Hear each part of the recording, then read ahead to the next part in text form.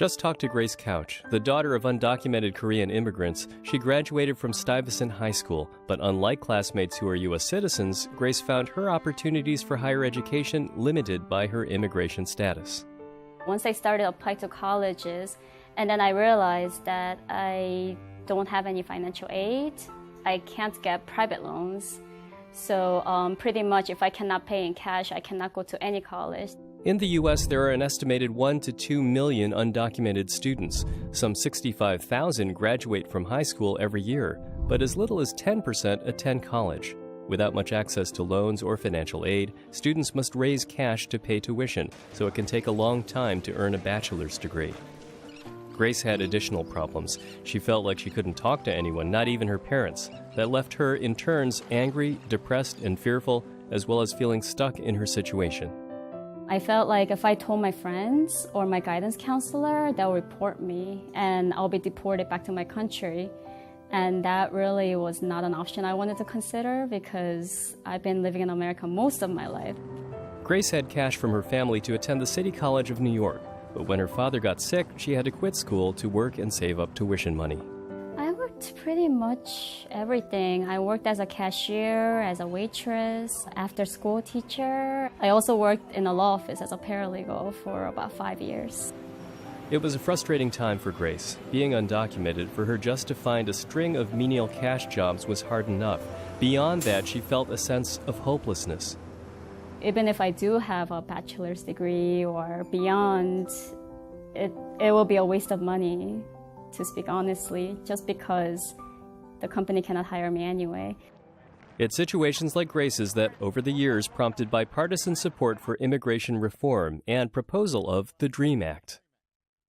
It says that if your parents brought you here as a child, you've been here for 5 years, and you're willing to go to college or serve in our military, you can one day earn your citizenship.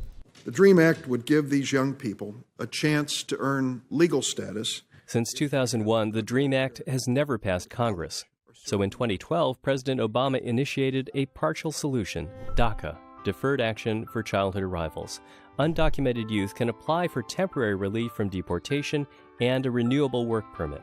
After gaining DACA status, Grace finally had some hope. She applied to Queensborough Community College and got into its 2-year nursing program. Good morning. My name is Grace. I'll be your nurse today.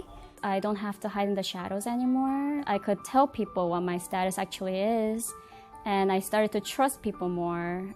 People like Dr. Barbara Blake Campbell, who taught Grace clinical nursing at QCC. Grace felt a connection with her professor as a mentor and counselor, later entrusting her with details about her status. Grace stands on her own merit. I did not need to know the details, but I felt, really honored that she would feel safe to impart this knowledge to me. Dr. Campbell then wrote a letter of reference for Grace's application to the Dream.US Scholarship. It's a fund for undocumented students with DACA status wanting to complete a bachelor's degree. Facebook CEO Mark Zuckerberg recently donated $5 million to the fund. Grace applied and got the scholarship money to attend Hunter College, where she continues the study she started at QCC. She aims to earn a BS in nursing. Dr. Campbell applauds Grace's pursuit of education and the scholarship that's making it possible. The undocumented student, they're not going to disappear. By 2020, 65% of the jobs will require that we have a labor workforce that has education that goes beyond secondary education. A country that has good human capital is going to have a better economic future. Grace Couch knows what's at stake. As a supporter of immigration reform, she keenly understands why it's needed and why people oppose it. It's misunderstanding, she says, that makes people think the worst about undocumented immigrants. They think it's something that's in the shadows that they will never come across, but they don't know that it's their neighbors, their friends who have these issues. We are contributing members of the society, but I think a lot of people do not realize that. Today, Grace's future is much brighter than just a few years ago.